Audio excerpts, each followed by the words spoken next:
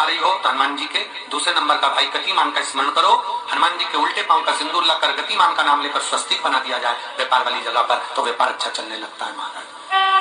कोई व्यक्ति पैसा खा गया, नहीं दे रहा, बहुत परेशान हो गए, मांग मांग कर दे गए, नहीं दे रहा, हाथ जोड़ लिए, पांव जोड़ लिए, सब कुछ कर लिया, नहीं दे रहा, तो हनुमान जी के तीसरे नंबर का भाई रतिमान, रतिमान, गतिमान रतिमान, रतिमान का नाम लीजिए। पीपल के पत्ते पर लाल सिंदूर से जो व्यक्ति पैसा लेकर गया उसका नाम लेकर बहते हुए पानी में अपनी कामना कर रतिमान का नाम लेकर छोड़ दीजिए। 15 दिन में रतिमान ऐसी उतावली मानक मचाता है कि उसको हाथ जोड़कर वो खुद फोन लगाकर बोलता भैया तेरा मैं पैसा लौटा दूंगा। रतिमान का स्मरण किया जाएगा। रतिमान, ध्यान दीजिएगा, पंचमुखी हनुमान का एक स्मरण, पंचमुखी हनुमान का एक भाव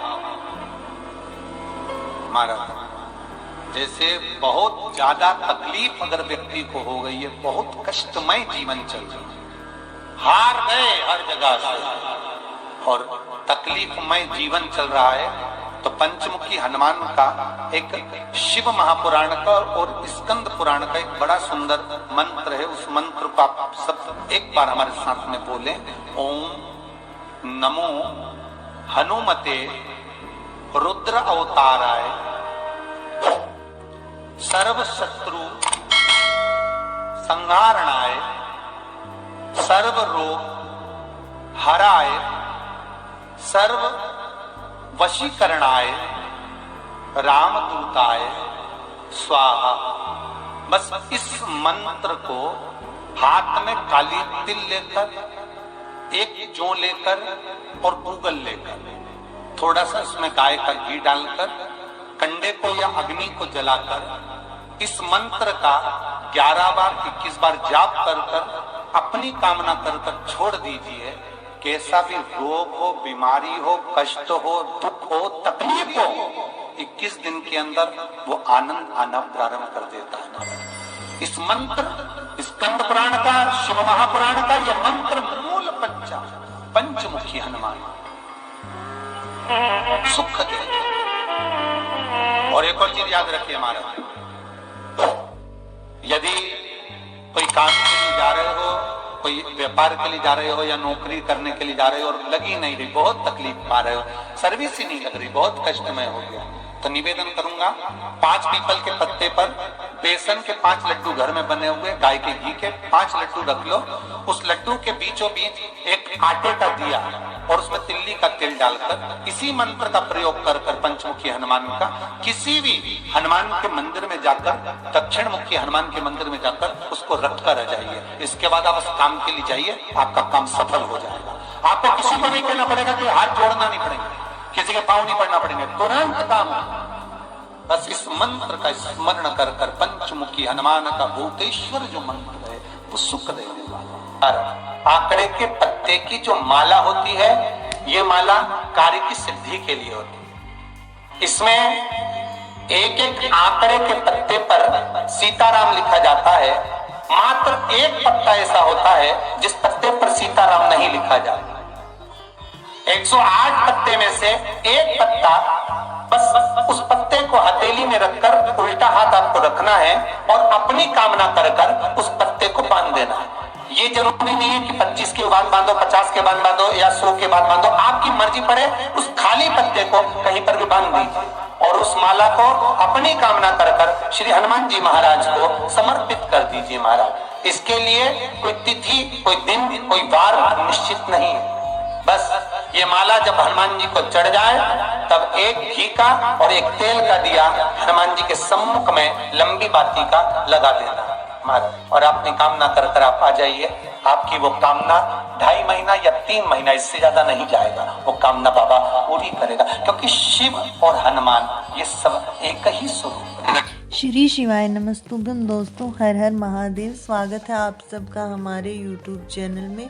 अगर वीडियो अच्छी लगे तो वीडियो को लाइक जरूर कीजिएगा, चैनल पर नहीं है तो सब्सक्राइब करें। आपको कहा था हनुमान जी 6 भाई हैं। कितने भाई हैं? 6। हनुमान, गतिमान, केतुमान, रतिमान, मतिमान, शतुमान, ऐसे हनुमान जी 6 भाई। कोई व्यक्ति पैसा खा गया, नहीं दे रहा, बहुत परेशान हो गए, मांग मांग करने गए, नहीं दे रहा, हाथ जोड़ लिए, पांव जोड़ लिए, सब कुछ कर लिया, नहीं दे रहा, तो हनुमान जी के तीसरे नंबर का भाई रतिमान, रतिमान का नाम लीजिए। पीपल के पत्ते पर लाल सिंदूर से जो व्यक्ति पैसा लेकर गया उसका नाम लेकर बहते हुए पानी में अपनी कामना कर रतिमान का नाम लेकर छोड़ दीजिए। 15 दिन में रतिमान ऐसी उतावली मानत मचाता है कि उसको हाथ जोड़कर वो खुद फोन लगाकर बोलता है भैया तेरा मैं पैसा लौटा दूंगा। रतिमान का स्मरण किया जाएगा।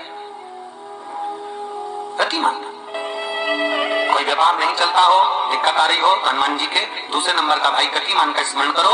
हनुमान जी के उल्टे पांव का सिंदूर लाकर गतिमान का नाम लेकर स्वस्तिक बना दिया जाए व्यापार वाली जगह पर, तो व्यापार अच्छा चलने लगता है। वहां घी का दिया लगाइए अगर 40 का पाठ कर रहे हो हनुमान जी का, और बहुत ज्यादा संकट है, बहुत ज्यादा परेशानी है, तो हनुमान 40 का पाठ करो तो तिल्ली के तेल का दिया,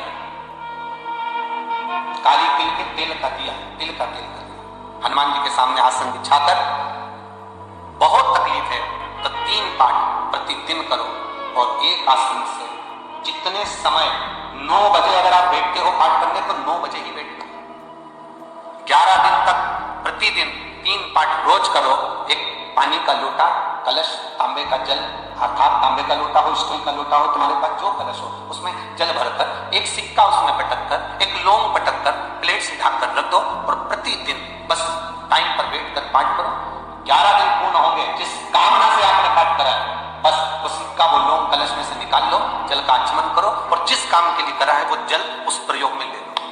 उस प्रयोग किसी से बात करने जाना है तो वो जल पीकर जाए, कोई से हाथ मिलाना है तो वो सिक्का, वो लौंग अपने हाथ में अपने साथ। कई लोग कहते हैं हम तो बहुत दिनों से हनुमान चालीसा पढ़ रहे हैं, हम बहुत समय से राम रक्षा स्तोत्र का पाठ कर रहे हैं, हम बहुत समय से ये कर, अरे दोस्तों नियम से तो करो। हनुमान चालीसा का प्रागट्य केवल एक दिल से की गई स्तुति, हनुमान जी महाराज की स्तुति, राम जी महाराज की स्तुति तुलसीदास जी ने केवल दिल से करी, केवल मन से। और ये नहीं कहते कि हनुमान चालीसा पढ़ोगे तभी भगवान, नहीं, आप दिल से अगर भगवान को पुकार लीजिए, आप दिल से पुकारो उसको, आए वो प्राप्त होगा और मिलेगा। उसके मिलन में देरी नहीं हो सकती, उसके मिलने में कोई चूक नहीं हो सकती, बस मन से पुकार। चढ़ाओ एक लोटा जल। कभी कभी अगर ऐसा लगे जीवन में कि दुख बहुत ज्यादा आ गया है, बहुत तकलीफ आ गई है, तो लाल चंदन को घिसकर उस लाल चंदन का लेपन भगवान शंकर पर कर फिर पानी चढ़ाओ। अगर कोई संकट भारी है और निकट है, जैसे किसी नारी का गर्भ नहीं थे, 15 साल हो गए, 20 साल हो गए, 25 साल, जैसे इसने लिखा एक माता ने कि 18 साल की बेटी हो गई थी पर संतान में पुत्र नहीं, तो उसने भाव से कथा सुनी। इसे आपके भीतर अगर 20 साल हो गए, 25 साल हो गए, 30 साल हो गए, संतान का सुखी नहीं है, लाल चंदन का लेपन बाबा भोलेनाथ पर करना प्रारंभ करो। पीठिका पर लाल चंदन का लेपन करना प्रारंभ करो, लाल चंदन से बाबा का श्रृंगार करना प्रारंभ करो। एक बेलपत्री पर लाल चंदन, दोनों पत्ती नीचे वाली, जो नीचे की जो 2 पत्ती होती है इस पे लाल चंदन और बीच वाली पत्ती पर पीला चंदन लगाकर बाबा के शिवलिंग को समर्पित करिए, बाबा से प्रार्थना करिए, रोज प्रार्थना करो। परंतु एक बात का स्मरण रहे, 25 साल हो गए, 20 साल हो गए, 30 साल हो गए, संतान नहीं, तो पहले जल से अभिषेक कराना, अभिषेक कराकर उस जल का आचमन करने के बाद हाथ को खासा करना, धोना, उसके बाद में फिर वापस बाबा का स्नान कराओ, फिर चंदन का लेपन कराओ, फिर एक लोटा जल चढ़ाकर बाबा का स्नान कराओ। बाबा का बड़ा सुंदर भाव से लाल चंदन से जो अभिषेक करता है, बाबा को लेपन कर फिर जल चढ़ समर्पित करता है, निश्चित है उसकी गोदी मेरा देव अधिदेव महादेव जरूर भरता है।